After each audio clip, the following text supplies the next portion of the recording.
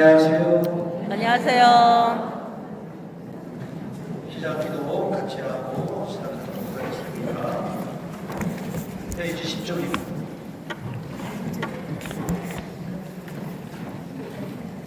성부와 성자와 성령의 이름으로 아멘. 주 성령님 저희가 주님의 이름으로 함께 모여 주님 앞에 있나이다. 주님만이 저희를 이끄시니 저희와 함께 하시고 저희 마음에 머무소서. 저희가 나아갈 길을 보여주시고 해야 할 일을 가르치소서. 나약한 죄인인 저희가 정의를 외면하여 혼란을 일으키지 않게 하시고 무지의 오류에 빠지지 않게 하소서. 또한 아무도 차별하지 않게 하소서. 저희가 주님 안에서 하나 되어 영원한 생명의 길을 함께 걸어가게 하시고 저희가 언제나 진리를 따르며 의로움을 찾게 하소서. 성부와 성자와 함께 영원히 징교를 이루시며 언제 어디서나 저희를 도우시는 성령께 이 모든 것을 간청하나이다. 아멘. 와 성령과 성령의 이름으로 아멘. 오늘 아침에 비가 많이 왔죠? 네. 온몸이 쑤시기 시작하죠? 네. 파스 하나씩 드시고 오셨습니까?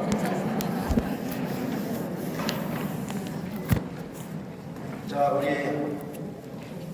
주경님의 뜻에 따라 15분 성제조배 하기 전에 우리 몸 한번 풀어보기 시작하도록 하겠습니다. 자, 우리 팔을 들고 쭉 올려보도록 하겠습니다. 하나, 둘, 셋. 오른쪽으로, 왼쪽으로.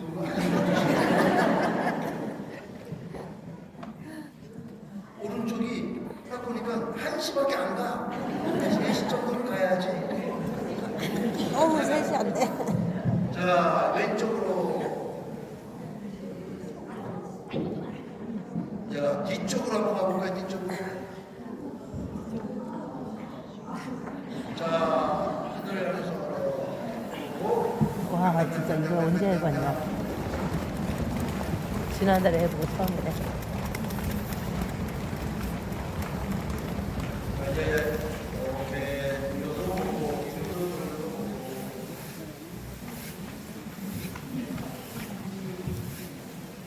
자, 오른쪽으로 약간 돌려서 앞사람의 어깨를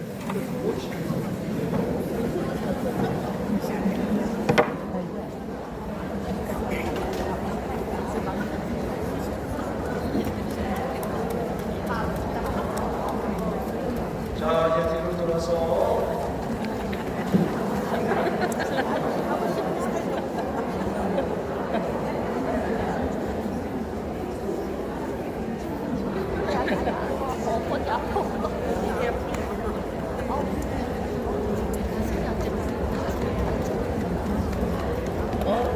자, 앉아주시기 바랍니다.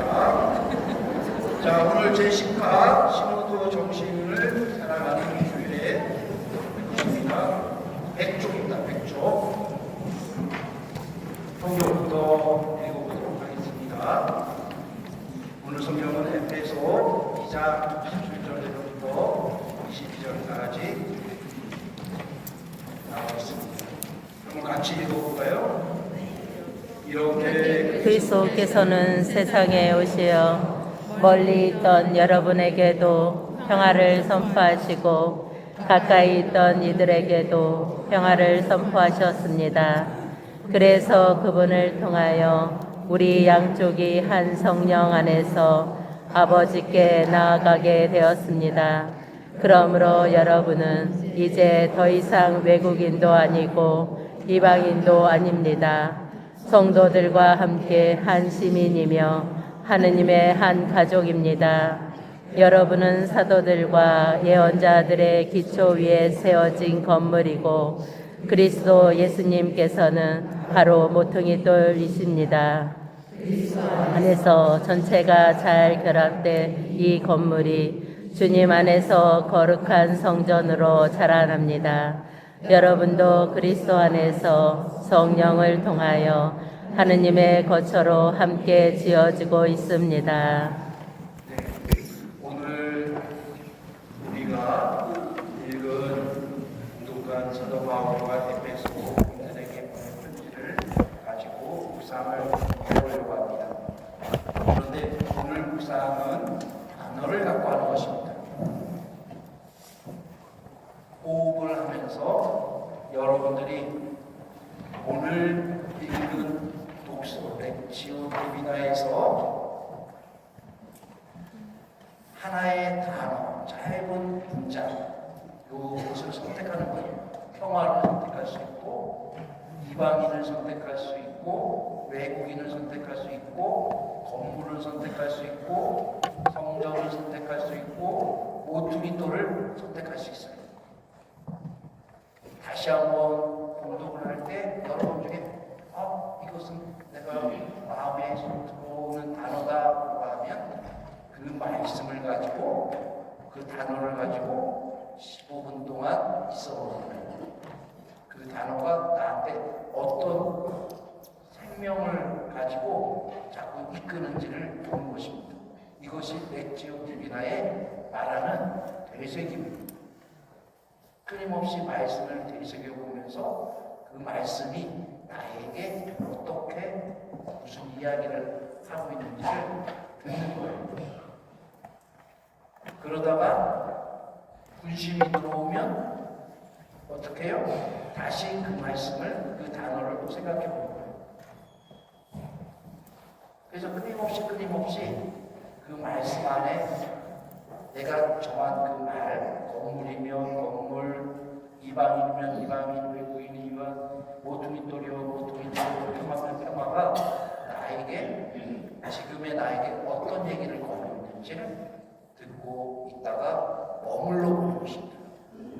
내가 주된 생각하는 곳에 머물러 보다가 감사의 기도를 마치고 그 다음에 이제 묵상을 마무리하는 거예요. 이 묵상을 하다가 관상으로 넘어가는 것입니다. 내가 생각을 하면서 의도적으로 내 이성과 지성을 가지고 생각하는 것까지는 묵상이에요. 그런데 그 넘어서 하느님이 움직이는 것, 내 움직임이 아니라 성령이 움직이는 것을 감지하게 될 때부터는 관상이 돼요. 그 느낌을 알 수 있도록 한번 우리 렉지오 디비나를 통해서, 말씀을 통해서 한번 묵상을 해보는 거예요. 그래서 여러분들이 눈으로 한번 다시 에베소서 2장 17절부터 22절까지 읽다가 좋아하는 단어가 딱 들어오면 거기에 멈춰보는 거예요. 그리고 계속 호흡을 하면서 평화 하다가 그 평화라는 말이 그냥 발음을 하지 않아도 딱 들어오면 그게 멈춰봤다가 또 분신 같은 게 들어오면 다시 평화 하다가 또 이렇게 해봤다가 그 말씀이 나한테 어떤 살아있는 이야기들을 꺼내는지 보는 것입니다. 그래서 15분 동안 우리가 그 작업 해보도록 하겠습니다. 잠시 묵상 시간 갖도록 하겠습니다.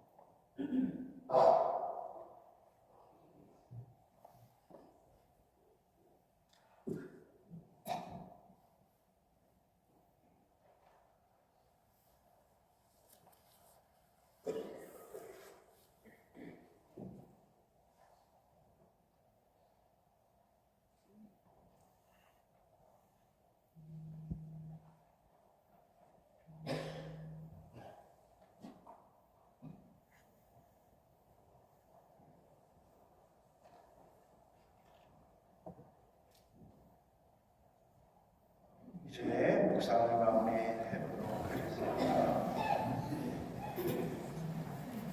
우리가 예비 나눔에서 에베소 2장 17절에서부터 22절 하면서 이번 과에서 신호도 정신을 살아가는 교회가 주님 뜻에 맞게 살아가기 위해 어떤 점이 변화되어야 하는지 나누고자 한다라고 이야기하고 있습니다.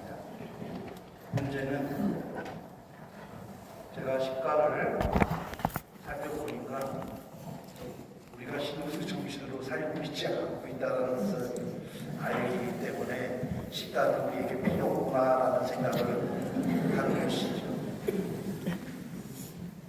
본당에서 시노달리타스를 하시는 분은 없어요. 어느 무당이 하고 있습니까? 각종 회의를 하고 있습니까? 각 모임마다? 각 단체마다? 아무도 없죠? 그러면 시간은 끝이 있습니다. 없는 거죠. 참 어려운 부분인 것 같아요.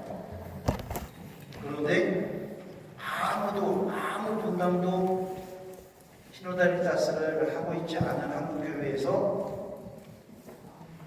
올림 보고서를 가지고 또 전 세계가 올림 보고서를 가지고 최종 문서가 나오더라고요. 성령이 하시는 우리가 그 일이 아니라 성령이 하시는 일이라는 걸 다시 한번 느끼면서 최종 문서를 한번 읽어보고 싶었는데 최종 문서가 언제 일주일도 안 되기 때문에 한 150페이지 정도 되는 거를 내가 읽기가 그렇게 쉽지 않았던 것을 말씀드리고 싶습니다. 그래서 오늘 무슨 얘기를 해드릴까 생각해보니까 이런 걸 한번 여러분들하고 얘기해보고 싶습니다. 예수님이 부활하셨어요. 40일 동안 예루살렘의 제자들과 함께 지내시고 갈릴레아에서도 나타나시고 엠마오에도 나타나셨어요. 그러다가 40일 후에 승천하셨죠. 그리고 성령을 보내주시겠다는 약속을 하셨어요. 그 시기 예수님이 부활하고 100년간의 그 시기에는 어떤 일이 있었을까? 개신교에서 이것에 대해서 굉장히 궁금해하는 것 같아요. 요즘 개신교에서 번역된 책들을 제가 읽어보면 요때 예수님과 그 100년 안팎의 시기에 어떤 일이 발생해서 오늘날 우리가 되었는가에 대한 그 100년의 시기에 어떤 것이 형성되었는가라는 것이 굉장히 궁금증을 자아내고 있는데 문제는 뭐냐면 자료가 별로 없어요. 학자들 사이에 뭔가 공부를 하고 싶으면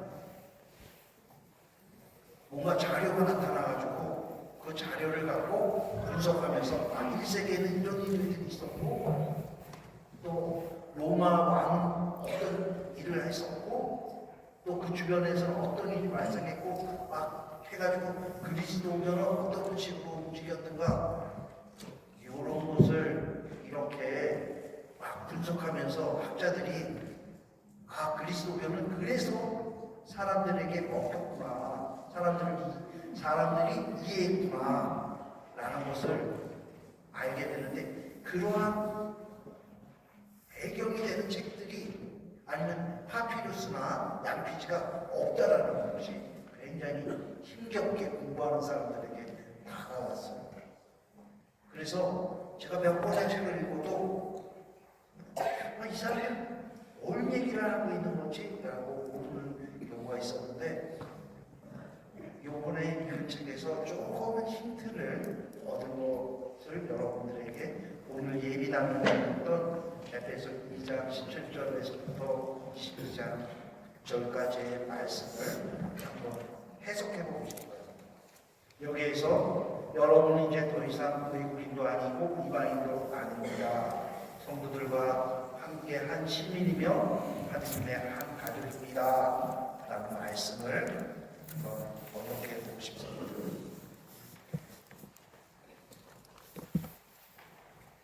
성령 강림 대축일에 많은 사람들이 오늘 우리처럼 보고 있어요.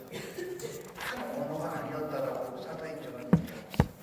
굉장히 여러 지방에 있는 사람들이 왔는데 각자 자기가 듣고 싶은 언어로 성령께서 들려주었다라는 말씀이 있어요.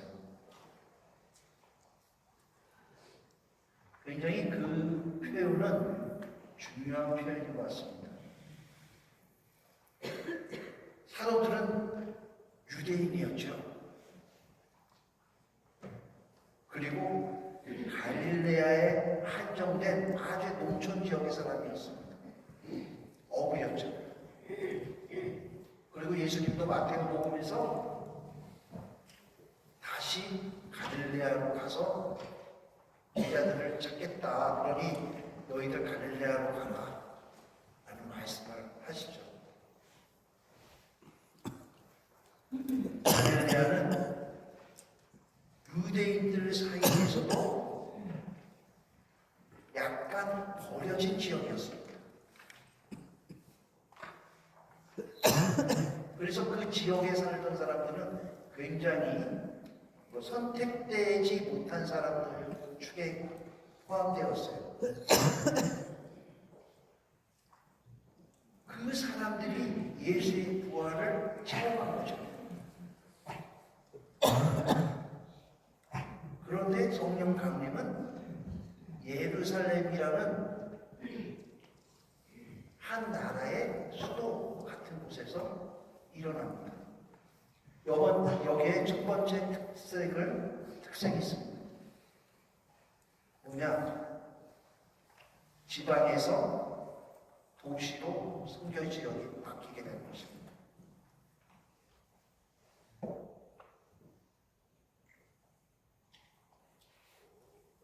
그리고 이 선교 지역은 가장 동쪽으로 옮겨지게 됩니다.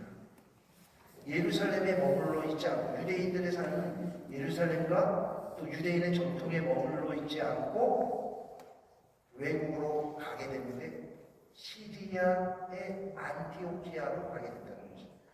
가장 핵심적인 지역이 예루살렘이 아닙니다. 안티오키아로 바뀌어버린 거죠. 안티오키아는 언어가 뭐였냐 하면 그리스어를 썼습니다. 코인의 언어를 썼던 것입니다. 이 사람들이 히브리어, 아람어를 썼다면 이 사람들은 헬라어, 그리스어를 쓰고 코인의, 민중들은 코인의 언어라는 것을 썼던 것입니다. 언어가 바뀌었습니다. 두 가지가 바뀌었죠. 첫 번째, 시골에서 도시로 선교 지역이 바뀌었어요. 또 하나는 유대인이 썼던 아람어에서 코인의 언어, 그리스어로 바뀌었어요. 안티오키아에서 세상으로 퍼져나갑니다. 예루살렘에서 퍼져나가는 것이 아니라 안티오키아에서 퍼져나가는데 그 퍼져나갔을 때 핵심적인 게 뭐냐 하면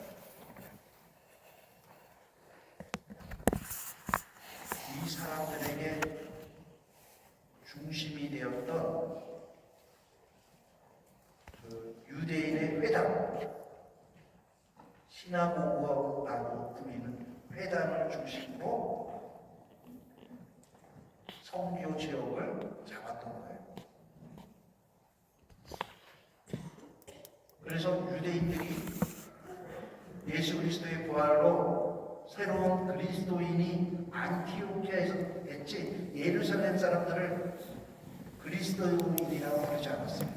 첫 번째 사도행전에서 보면 안티오키아에서 이 사람들을 그리스도를 따르는 사람들에서 그리스도인이라고 부르고 그 부르는 사람들을 중심으로 외국인도 있었고 유대인도 있었고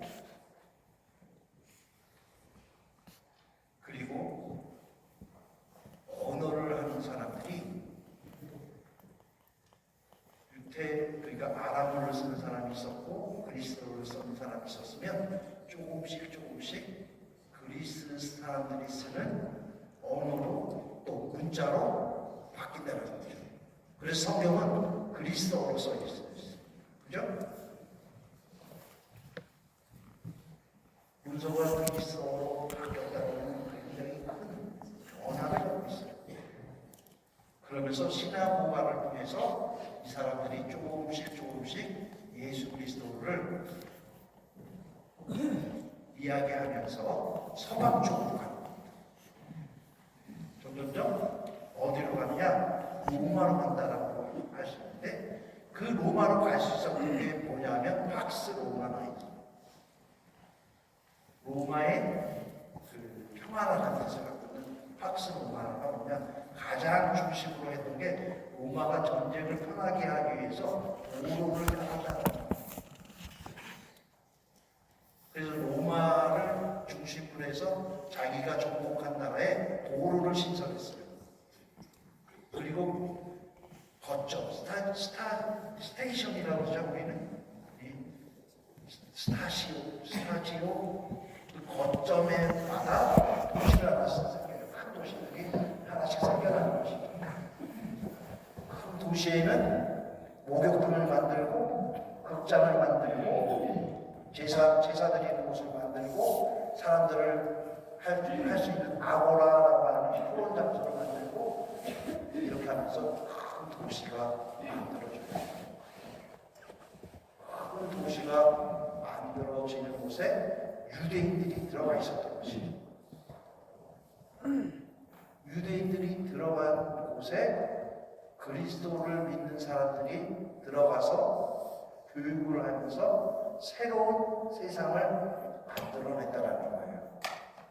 그래서 거기에서 회당에서 지내지 못하니까 어떻게 했냐? 각자 집에서 모임을 갖게 되고 그 모임을 가졌던 사람들을 그리스도인이라고 부르게 되는 것이죠. 그래서 바오로가 세상 끝이라고 생각했던 곳은 어디냐? 로마라는 것이죠.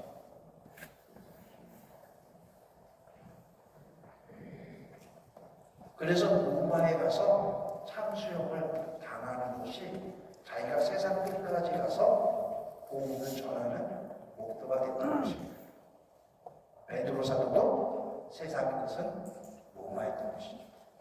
그것이 확장돼서 야고보 사도는 에스파냐까지 가서 산티아고라는 길을 만든 것이고 토마스 사도는 인도까지 가게 되는 것이고 나머지 사도는 각 지역으로 옮겨서 순교를 당하게 되는 것이죠. 제가 이렇게 장하게 얘기하는 것은 무엇이냐면 그렇게 그리스도교가 각 지역에 가면서 사람들에게 주었던 모습은 무엇인가 질문입니다.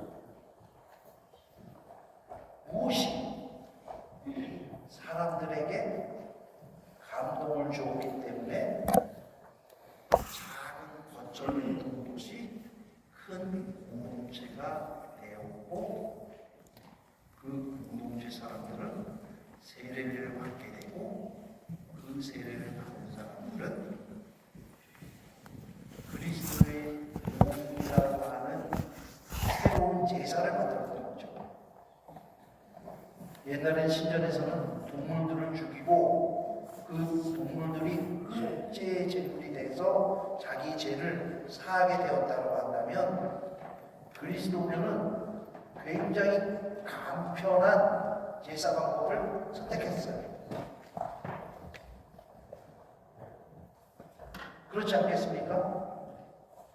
그렇지 않았으면 이 성당은 이 가운데 동물들을, 피를 죽이는 곳과 사제들을 불태우는 곳과 불길이 올라가는 곳과 끓임이 튀기는 곳과 이런 것들이 있었을 것이에요. 그렇지만 그리스도교가 발전했을 수 있었던 가장 큰 핵심적인 것들은 제사 방법의 간소화였어요. 그것은 굉장히 무시하지 못한 방법이었다는 것이죠. 제사 방법의 간소화의 특징적인 것이 식사하면서 예식이 이루어지는 것이겠습니다. 식사를 하면서 기억하는 걸로 전례가 옮겨가는 것이죠. 그러면서 그 식사 때 오신 밀떡이 함께 나누었던 포도주가 예수님의 몸과 피가 돼서 자신을 씻기고 자신의 죄를 씻고 그분과 동행한다라는 의미를 가지면서 그분과 동행하는 사람은 어떤 삶을 살아야 되는가 하는 것에서 성묘 방법이 바뀌는 것입니다. 기존의 유대교를 한번 생각해 보세요. 유대교가 되고 싶어요. 유대인은 아니지만 유대교 부인을 만나서, 유대교를 믿는 부인을 만나서 유대교로 개종하고 싶으면 유대인만이 해야 하는 것들이 있어요. 뭐냐? 음식을 가려 먹어야 돼요. 안식일을 지켜야 돼요. 그리고 기도하는 방법도 굉장히 까다로워요. 아침마다 이거 빈대 같은 거 이렇게 발라서 손에 이렇게 붙여야 되고, 또 여기 하나 이렇게 해서 이렇게 붙여야 되고, 이렇게 해서 머리에 이렇게 이마에 하나 맞춰야 돼요. 기도하는 거 봤어요? 이 사람들? 기도하는 거 보면 아침에 저는 비행기 안에서 한번 봤어요. 비행기 한번 이렇게, 이쪽은 이슬람 사람들이 아침 해가 뜨니까 양탄자 하나 나가면 해먹고 기도하고, 옆에는 유대인이 있는데 이렇게 해가지고 붕대 같은 걸 이렇게 붙이고, 샤마 이스라엘하고 들어가는 거를 이 사람들이 이렇게 해서 조그만 문구 같은 걸 이렇게 이마에다가 붙여가지고 계속 저라듯이 이렇게 이런 여러 가지 굉장히 불편한 절차를 거쳐서 유대인이 될 수 있고, 그리고 할례까지 받아야 돼요. 몸에 상처까지 내야 된단 말이에요. 굉장히 어려운 과정이 있어요. 그런데 그리스도교는 굉장히 전례를 단소화했다는 것이죠. 그냥 빵을 쫙 찢어가지고 이거 그리스도의 몸이야, 먹어. 나 먹고 나면 너 그리스도와 함께하고 있어. 이게 되는 거예요.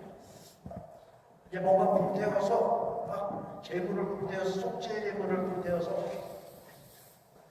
그 당시에 많은 종교가 있었단 말이에요. 거기에서 굉장히 매력적이었을 거예요.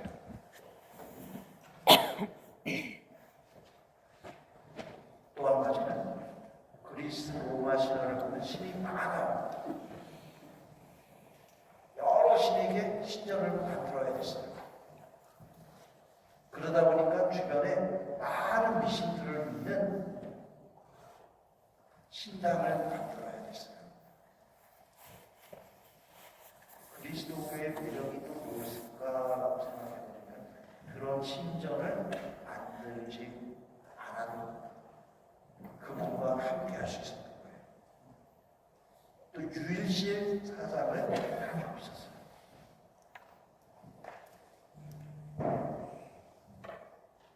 이런 여러 가지 사항들을 보다 보니까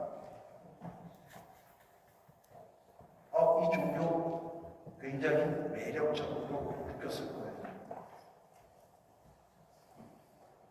그런데 더욱 매력적인 것은 공동체 생활을 하면서도 자기의 모든 것을 갖고 가져서 이렇게 하면서도 즐거웠던 예루살렘의 교회보다 그게 우리가 사도행전 2장에 보면 많은 사람들이 자기를 다 내고 운동으로 살았다, 운동생활하면서 몇 년 안 갔을 거예요. 그 이후로 운동생활을 했다는 것은 수도밖에 없어요. 개인이 운동생활을 했다는 얘기가 나오지 않아요.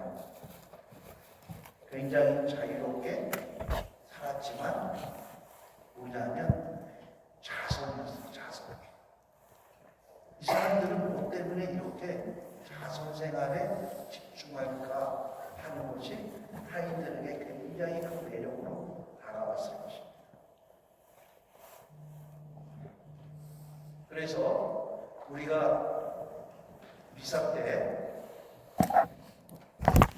성찬의 예양식은 굉장히 긴 식으로 되어 있는데 성인들의 호칭이 있어요. 그러면서 베드로 이렇게 사도들의 이름이 쭉 읽혀지고 다마스 이렇게 하고 뒤쪽에서는 베르베토와 아가다와 루시아 이렇게 나와요. 그게 어느 성인들이냐면 1세기의 성인들이에요. 1세기의 성인들은 예수님이 태어나시면서부터 100년 사이, 그 사이의 성인들인데 1세기를 살펴보면 아가다 성녀와 루시아 성녀가 비슷해요. 아가타라고 자꾸 요즘 뭐 이상하게 좀 이름을 바꿔놔가지고 아가다 이거잖아요. 아가타는 70이야 이상하게 나오지만 부르고 싶을 대로 부르면 되죠. 그렇지 않아요? 부르고 싶은 대로 부르면 되죠. 우리가 지금 외국인도 아니고 정확하게 그 나라 발음을 하는데 아가다 성녀는 뭐냐면 하느님의 어린 양이나 안유수에서 나왔어요. 그래서 어린 양이 뭐냐면 예수 그리스도를 얘기했잖아요. 예수 그리스도처럼 희생하는 것을 자기의 최고의 수표라고 생각했어요. 그래서 아가다 성녀와 루시아 성녀의 성인정을 보면 그분이 둘이 비슷해요. 어저께 루시아 성녀의 성인정을 잠깐 봤는데 루시는 룩스에서 나왔죠. 빛이라는 뜻이에요. 하느님의 빛. 태초의 말씀의 첫 번째 말씀입니다. 빛이 있어라 하는 그 빛이에요. 빛이 세상에 왔다 라고 했을 때 그 빛. 그 빛을 따르는 사람이라는 표현에 루시아 성녀는 아가타 성녀를 너무 존경해서 시실리아에 가서 엄마하고 가서 갔는데 엄마가 하혈증이 있었대요. 그래서 그 하혈증을 치료하기 위해서 아가다 성녀의 무덤에 가서 그 무덤의 제대를 만지면 치유될 거라는 꿈을 꾸게 돼요. 그래서 자신의 어머니에게 무덤을 만지면 당신이 치유될 건데 조건이 있다. 그 조건이 뭐냐면 내 약혼녀에게 모든 자기가 갖고 있는 재산을 다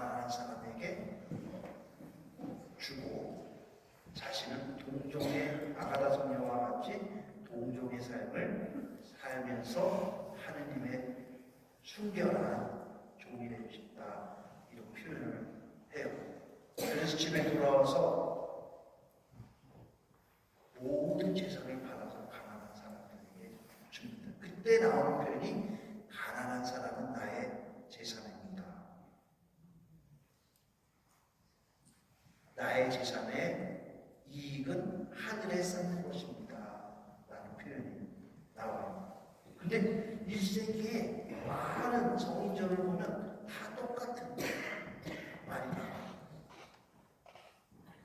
그래서 이러한 재산이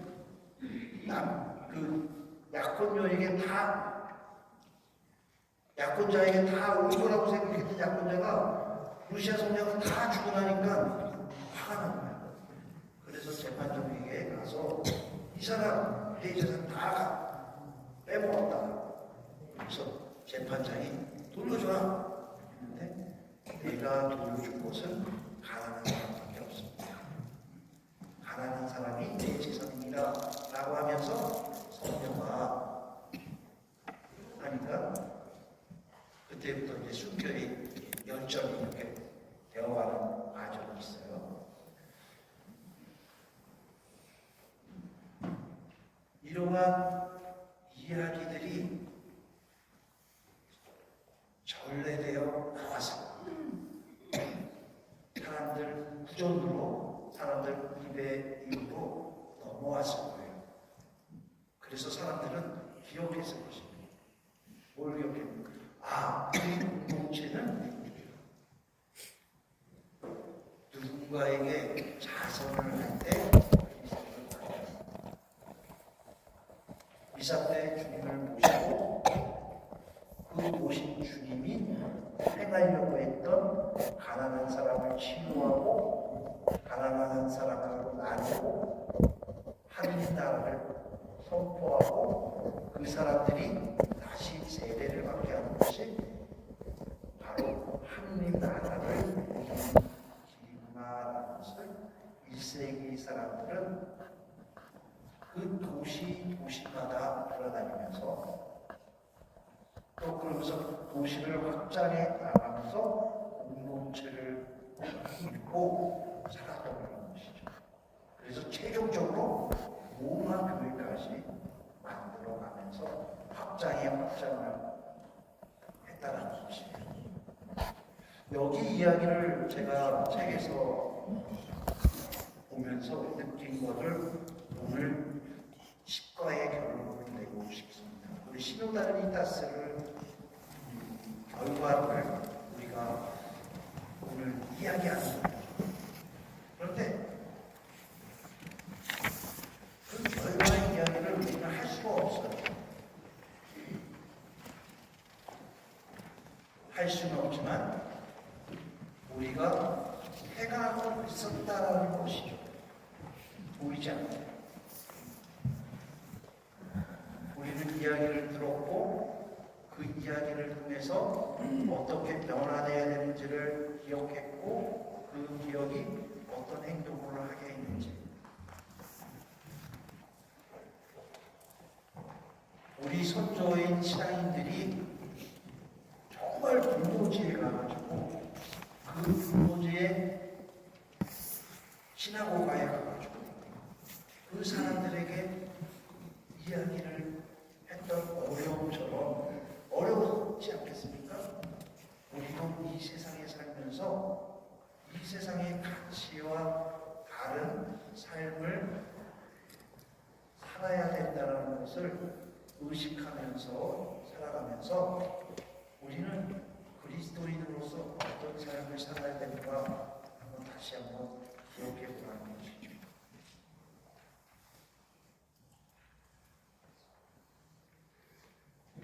그래서 우리가 104쪽에서부터 105쪽까지 그 이야기들을 나누는 것인데,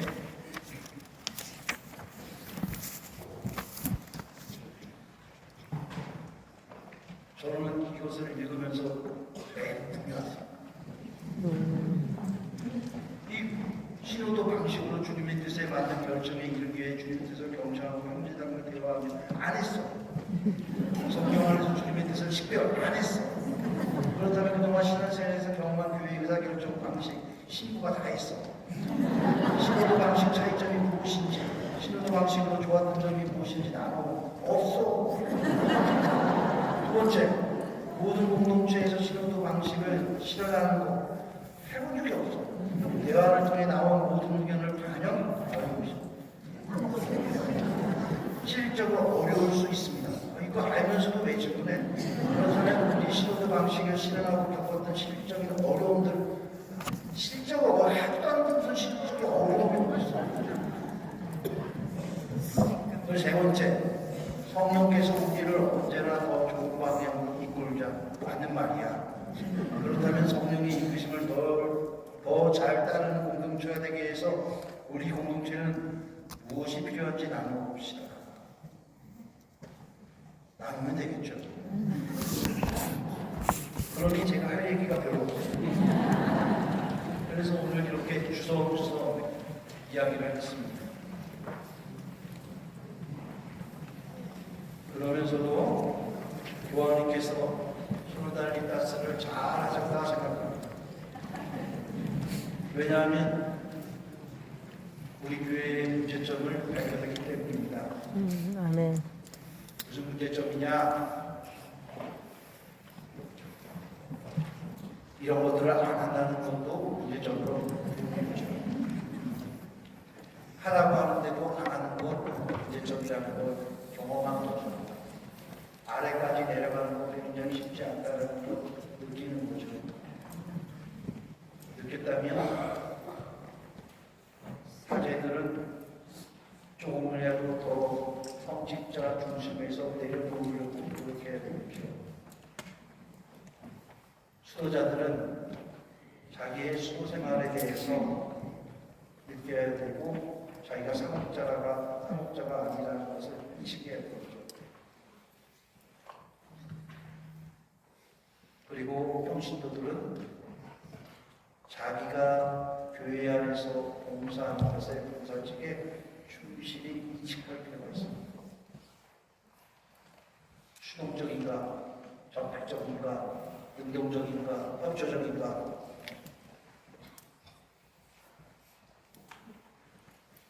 우리가 굉장히 어려운 게 뭡니까? 굉장히 어려우면서 제일 쉬운 거는 뒷담화죠.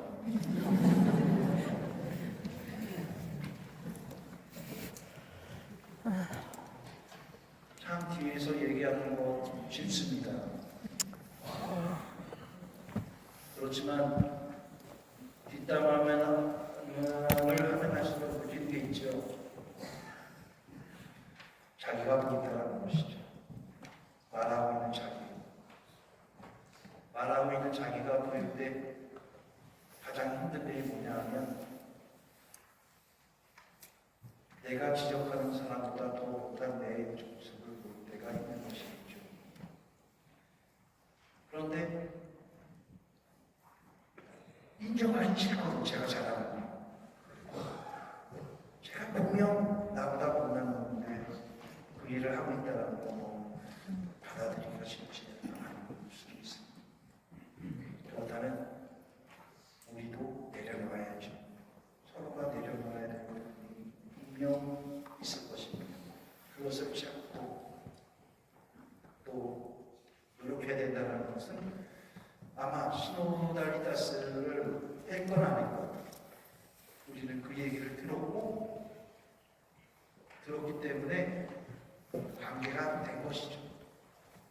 관계가 되었으면 내가 안 한 것 같지만 연결되어 있다는 것이고, 연결되어 있다 그러면 뭔가 조금은 변화가 일어났다는 것이고, 이 조금의 변화가 일어났다는 것은 1세기 우리 그리스도교가 사람들에게 가서 조금씩 변화해서 오늘날의 그리스도교가 되었듯이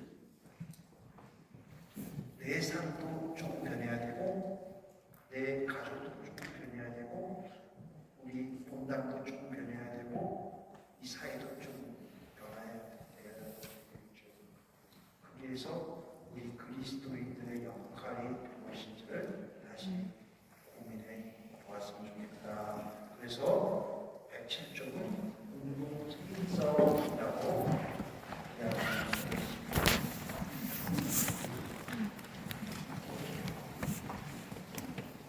한번 같이 읽어볼까요? 운동 책임성이란 초대 교회의 구성원들은 공동체에 발생한 문제를 두고 책임자가 독단적으로 결정하지 않고 사도들과 원로들, 평신도들 모두가 한자리에 모여 문제에 대해 의논한 뒤에 결정하고 선포했습니다. 이것이 최초의 신호드라고 할 수 있고 우리는 이 방식에 따라 교회 운영과 발전에 모두 한마음으로 동참해야 한다는 것이 공동 책임성입니다. 여러 신호드 경청 모임들에서 수직적 교계 제도에 대한 비판도 있었지만 한편으로는 본당 주임 신부님이 결정하신 대로 무조건 따르면 된다는 의견도 적지 않았습니다. 그러나 가톨릭 교회 전체와 우리 공동체의 구성원들 모두 동등한 교회인 하느님의 자녀로서 참으로 함께 걷는 공동체를 이루기 위해서는 모든 교회 구성원들이 공동 책임성에 따라 적극적으로 운영과 대화에 동참해야 합니다. 아셨죠? 네. 이제 책 건의를 한 거네요. 네. 네. 아내가 다 배우고 1년 동안 저에게 하느님께서 우리 부관장님들을 만나게 해주셔서 감사합니다. 여러분들을 만나서 제가 부관장 교육을 교회에 지원하는데 모르는 것 독서 받았다가 홍보를 마쳤는데 여러분들에게 좋은 시간이 되었는지 모르겠습니다.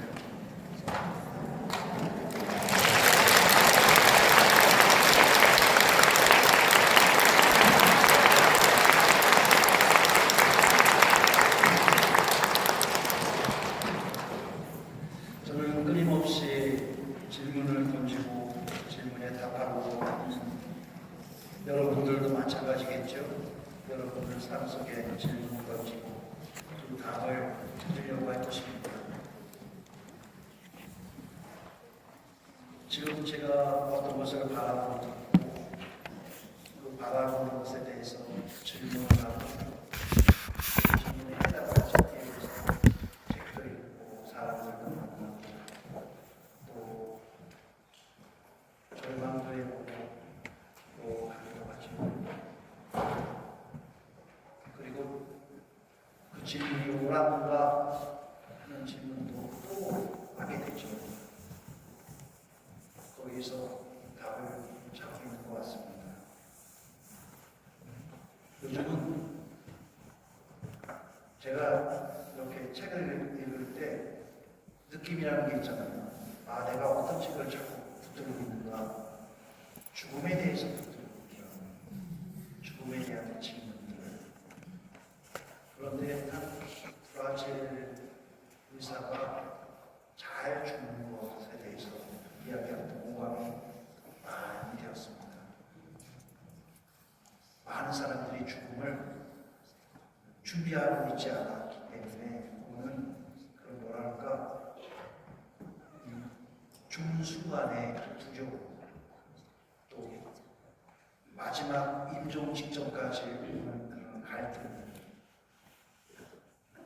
그래서 죽음이 내가 선택하는 것인가 하는 질문도 하면서 어떤 사람들은 총험사에 대한 이야기, 그러니까 내가 죽고 싶을 때 죽겠더라는 이야기를 하고 많은 부분들을 질문하는데 이 의사가 하는 얘기가 참 공감이 되었습니다.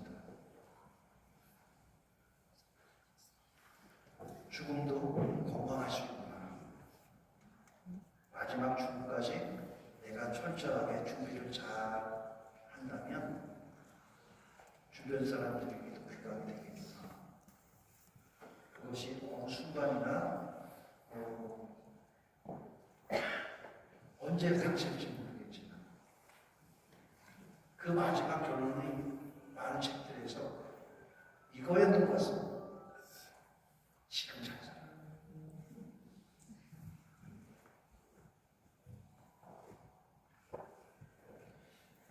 그렇지. 오늘 할 얘기가 별로 없어서 책을 경험하고 하는데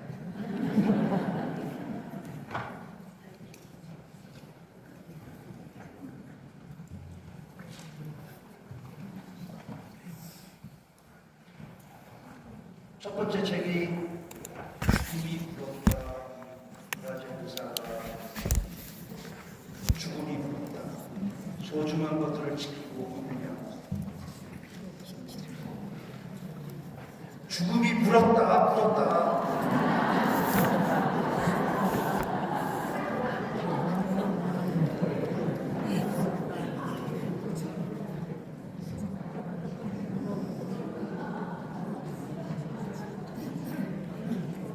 죽음이 요초마다 그렇게 요초마다 정말 소중한 것들을 지키고 있느냐. 이 책 정말 재밌게 읽었는데 이 책 안에 또 책이 있어요. 제가 책 읽는 방법인데 이 책 안에 책이 있는데 요 인디안, 아메리칸 인디안이 말하는 4가지 약속.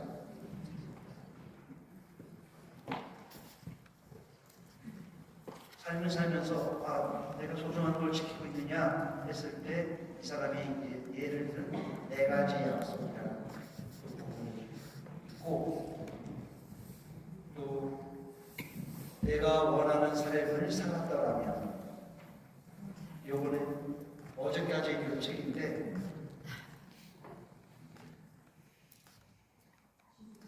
영어로 번역하면 영어가 뭐라고 쓰냐면 죽음 전에 후회하지 않는 5가지. 뭐 이런 죽을 때 가장 후회하는 5가지.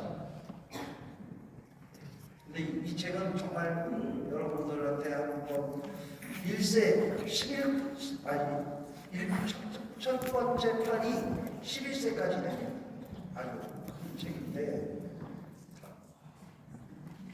이 호주에 있는 그 사람인데 은행원이었어요. 은행원인데 좀 더 자유로운 삶을 살고 싶어가지고 이렇게 여러 나라 돌아다니다가 마지막에 뭘 하냐면 죽어가는 사람을 케어하는. 그러면서 그 케어하는 사람들이 들려준 이야기.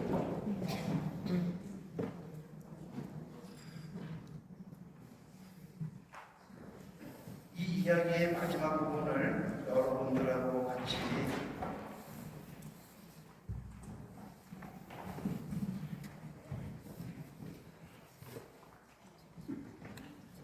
나누고 싶었습니다. 그리고 여러분들에게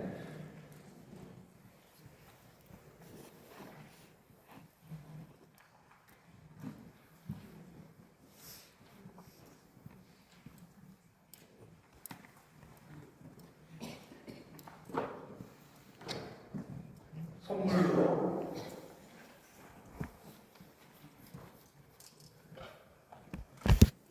이 마지막 처음에 이렇게 돌아가신 분을 케어하게 된 첫사람을 만나면서 에필로그 이 사람을 위해서 썼는데 그 이야기를 좀 같이 나누면서 오늘 마칠까 합니다.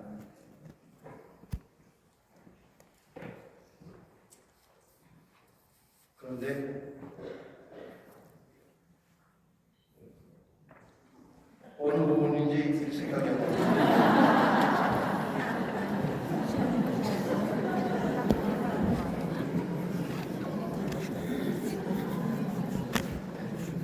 체크를 할 거야.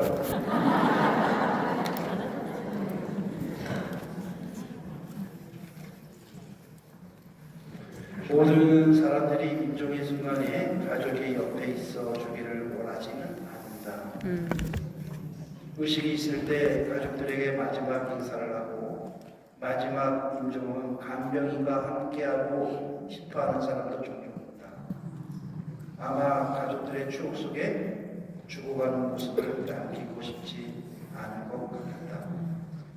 예린과 나는 루스 마지막 루스의 방에서 조용히 이야기를 나눕니다. 죽음이 천천히 다가오고 있었다.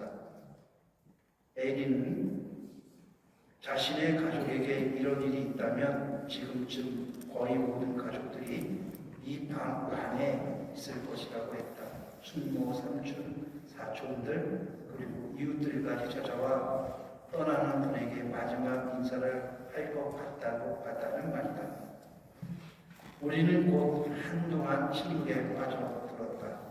예린도 나도 루스를 바라보며 죽음이 그녀를 찾아올 순간을 놓치지 않으려고 했다. 믿을 수 없을 정도로 고요한 밤이었고 나는 루스에게 마음으로부터 사랑을 보냈다. 에린과 나는 잠시 다시 이야기를 나누다가 다시 침묵에 빠졌다. 에린이 그 순간의 경험을 함께 하기에 충분한 멋진 아가씨였다.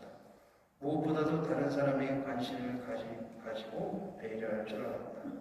천성적으로 그런 성격을 타고난 사람이었다. 할머니가 눈을 떴어요. 에린이 깜짝 놀라 갑자기 내게 말한다. 그때까지 루스는 거의 의식이 없는 상태였다. 당신을 보고 있어요. 나는 침대로 가까이 가서 루스의 손을 잡았다. 저의 여보, 괜찮아요. 루스는 내 눈을 똑바로 들여다보았고 잠시 후 그의 영혼이 몸을 떠나기 시작했다. 잠깐 몸이 무릎을 떨렸다. 그리고 고요히 가라앉았다. 그 순간 눈물이 볼을 타고 흘렀다. 나는 마음으로 조용히 루스에게 말을 걸어 우리가 함께했던 시간에 대해 감사했다. 그리고 그녀를 사랑한다고 죽음으로 가는 여행길을 편안하게 빈다고 속삭였다. 사랑과 고요함이 지배하는 아주 경건한 시간이었다. 그때 루스가 갑자기 크게 숨을 내쉬었다. 나는 깜짝 놀라 뒤로 물러났다. 얼마나 놀랐는지 심장이 갈비뼈 밖으로 튀어나올 정도로 흥황했다. 어이구 깜짝 놀랐어. 내가 에린에게 말했다. 그녀가 나를 웃었다. 그러니 이건 흔히 있는 일이에요. 그래요. 당신이 경험자라서 다행이에요. 이렇게 이 사람이 아주 진솔하게 마지막 우리는 사람들을 처음 보낼 때 이렇게 얘기해서 썼습니다. 우리도 여기까지죠. 그런데 이 사람을 처음 만났을 때 같이 나눴던 이야기들, 대부분의 이야기들이 이 책 안에 들어있습니다. 그동안 만났던 할머니, 또 젊어서 돌아가시는 분들, 또 50세 사람도 있고 어떤 사람도 있는데 이 이야기를 통해서 죽음이라는 걸 어떻게 잘 맞이할 수 있을까 하는 생각을 이 책들을 통해서 보여드렸던 것 같습니다. 그래서 우리들이 한 해를 살면서 그리스도인으로서 살면서도 한 해 동안 누군가는 돌아가시고 누군가는 탄생했겠죠. 또 어떤 사람은 죽었는데 어떤 사람은 삶을 그 사람을 모른 채 또 시작할 수 있겠죠. 그런 과정 속에서 우리가 살면서 어떤 인생을 살아야 되는지 그리스도인으로서도 어떤 인생을 살아야 되는지 다시 한번 돌아보는 시간이 되었으면 좋겠습니다. 새해 잘 맞이하시고 저희 새해 잘 맞이하시고 내년에 볼 수 있으면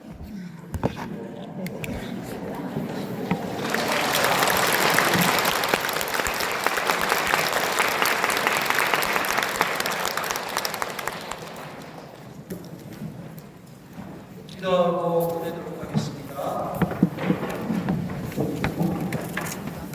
성모성과 영광성 마치고 감독하겠습니다. 우주의 연합하신 마리아님께 기뻐하소서. 주님께서 함께 계시니 계시며 대비가 되시니 또 함께 되시나이다. 천주의 성모 마리아님, 이제와 저희 죽을 때 저희 죄인을 위하여 빌어주소서. 아멘. 이 성부와 성자와 성령께 처음과 같이 이제와 항상 영원히 아멘. 주님께서 여러분과 또한 사제의 영과 함께 신천주 성부 성자와 성령께서는 여기 있는 모든 이들에게 감독하시어 이리 머물게 하소서. 아멘. 안녕히 가십시오.